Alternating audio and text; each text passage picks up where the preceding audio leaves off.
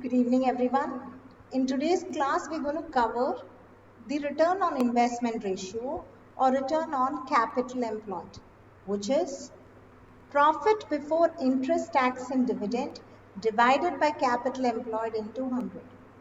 Well, capital employed equals shareholders' fund plus long-term debts. Shareholders' fund is share capital plus reserves in surplus. And long-term debts means long-term debts and provision. Any kind of long-term loans. So these two together contributes capital employed. Now question number 142 first. So question number 142, ROI basically helps us to understand how much is the resources of the organization is diverted in making the profit. So ROI gives the overall efficiency of the organization. Net profit before interest and tax is 2,50,000. Capital employed is 10 lakh. Calculate ROI. Everything is given directly. So return on investment equals profit before interest and tax, which is 2,50,000, divided by capital employed, which is 10 lakh over here, into 100, which is equals to 25%. So the first one is a direct question. Now coming to the next one. Net profit before interest and taxes 6 lakhs. Net fixed asset, that means fixed asset after depreciation, 20 lakh. Net working capital 10 lakh. Current asset 11 lakh. Calculate ROI. Question number 143. As you see there, current asset figure is given as 11 lakh. Working capital is given in the question as 10 lakh. So, current asset minus current liability is working capital. Through this, we get current liability as 1 lakh. Now, do a rough balance sheet. Fill up all the items that you know. We know net fixed asset balance, which is 20 lakhs. We know what is current asset is, so 11 lakh. Therefore, total of the asset side is 31 lakh. If total of asset side is 31 lakh, total of liability plus capital is also 31 lakh. So once I find the total, I'm going to put that total over here. Now I'm going to concentrate on the liability side, wherein I know the current liability as 1 lakh, which I found already. So if I know current liability is 1 lakh and the total as 31 lakhs, the difference which I get will be shareholders fund balance plus long-term debts balance. Together that contributes capital employed. So therefore, the balancing figure 30 lakhs will be capital employed. And then ROI equals profit before interest tax, which is given in the question as 6 lakhs, divided by capital employed 30 lakh into 100, so it's 20%. Now question number 144. Net profit before interest and tax is given as 4 lakh. 15% long-term debts 8 lakh, shareholders fund 4 lakh. Shareholders fund plus long-term debts adds up to capital employed. So capital employed over here is 12 lakh. Profit before interest and tax figure is right away given. So 4 lakh divided by 12 lakh into 100, which will give you 30 into 100 will give you 33.33%. So next question number 145. Y Limited profit before interest tax is 1 lakh. Current asset is 4 lakh. Current liability is 2 lakh. Fixed asset 6 lakh. Long-term debts 10% long-term debts 4 lakh. Tax rate is 20%. So we need to find ROI here. Please note down what profit given here is profit after interest. But we need profit before interest and tax to calculate our ROI. Now once again I've listed out all the items that is given in the question. Now first thing I'm going to find from this is interest that is being paid in the year. It said that is 10% long-term debts. So 10% is the interest amount. 10% is the interest amount. So amount of loan is 4 lakh Interest percentage is 10%. So interest on loan is 4 lakh into 10%. 40,000 is the interest. Next, profit before interest tax is given as 1 lakh. We need profit after, profit after interest tax is given. We need to find profit before interest tax. So let us consider profit before interest and tax as 100. Tax rate is 20%. So which means for every 100 rupees you earn, 20 rupees, 20 percentage of 100 is paid as tax. So which means tax figure is 20 rupees. So profit available for distribution after tax is 80 rupees. So if profit before tax is 100, profit after tax is 80, right? So profit after tax when it's 1 lakh, what is the profit before tax? This will be in the form of direct variation. Hence we get 1 lakh into 100 by 80. So profit before interest is 1 lakh and 25,000. Profit after interest but before tax is what we found just now. What we found now is profit before tax, which means it's after interest and before tax.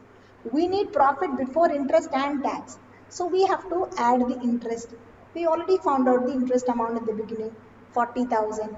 So profit before interest and tax will be profit after interest, after tax, profit before tax plus interest figure. So 1,65,000.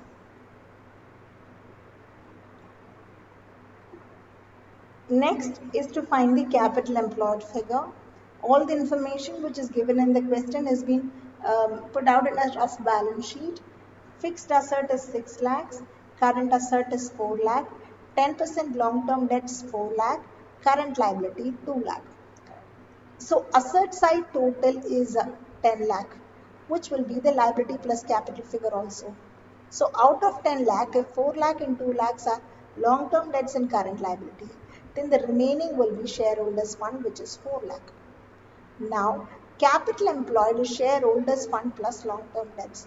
So capital employed will be totally 8 lakhs.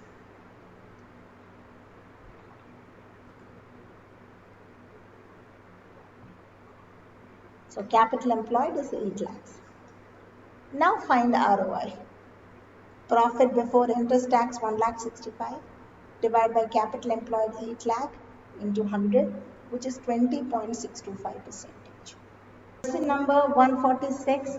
Profit after tax is 6,50,000. Tax rate 50%. 10% debentures of rupees 100 each, 10 lakh rupees. Fixed asset at cost 20 to 50,000. Accumulated depreciation of the entire fixed asset is given as 2,50,000. So fixed asset minus depreciation will give you the net fixed asset balance. Current asset 12 lakhs, current liabilities 4 lakhs.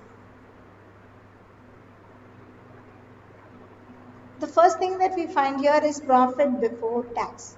So 6,50,000 is the profit after tax. And consider just like the previous sum, profit before tax is 100. Tax rate is 50%. So profit after tax will work out to 50 rupees. So for every 100 rupees earned, you pay 50 rupees as tax. So profit available for distribution is the remaining 50. So we do variation now. 6 lakhs 50 into 100 by 50. This way we get profit before tax is 13 lakhs. Interest on debentures is, you already saw debenture is 10 lakh and rate is 10%.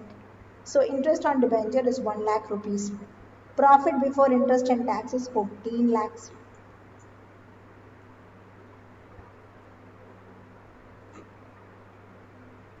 Now, again the balance sheet, rough balance sheet, net fixed asset. So this is the fixed asset after depreciation. 22,50,000 is a gross fixed asset. Depreciation was 2,50,000. Subtracting those two, you get net fixed asset as 20 lakh. Current asset is 12 lakh. So total asset side is 32 lakhs. Under liability capital, we have debentures 10 lakh given, current liability 4 lakh given. So shareholders fund is 18 lakh, which is the balancing figure. Now capital employed is the shareholders fund plus 18 lakh plus 10 lakh. Shareholders fund plus debenture amount. So ROI equals profit before interest tax divided by capital employed into 100. So this way we get ROI. Question number 147. You can see in the question that they've given two types of investment. One is a trade investment, other one is a non-trade investment. Though in the question it is not said that the investment simply given as investment as a trade investment. But whenever they give it as an investment, simply as investment without any word in front of it, it means it's a trade investment. So if it's a non-trade investment, it should be specified in the question. While calculating capital employed for the purpose of ROI, do not consider non-trade investment. So as of now, capital employed is shareholders funds plus long-term debts because there was no non-trade investment in the question. But since here in the question that was specifically put down, subtract non-trade investment from the total of shareholders fund plus long-term debts. So capital employed is 24 lakhs. Profit before interest, tax and dividend. When we say before interest, it includes all types of interest received and interest paid. The profit we arrive at is after debiting interest paid and crediting interest received. So we have to revoke that. Interest paid will be added back, interest received will be subtracted. Now when you consider interest received, there are two types of interest. Interest on trade and interest on non-trade. Non-trade should be subtracted. So from all cases, non-trade should be removed. So profit before tax, which you know how to calculate, add interest, this is interest paid. So if there is any long-term debt, debentures, the rate will be specified in the question. Apply the rate and find the interest paid. Subtract interest received. And when you subtract interest received, make sure that the interest is on non-trade investment. If it's trading, you don't have to subtract. With this, we get 12 lakhs as profit before interest, tax and dividend. Now step into the formula. ROI is 12 lakh divided by 24 lakhs into 100, which is 50%. And this is question number 148, which is the last question. Before I start making a video on the reasoning question, this is the last question on ROI. Here everything is pretty much similar to 147, except the net profit is not directly given. So they have given that profit transfer from straight from the profit and loss account is 14,58,000. So that is current year's profit before tax. Okay. So this is profit before tax. Based on that, you can develop the sum. Hope you like my channel and my videos. This is a free way of learning. Share it to your friends.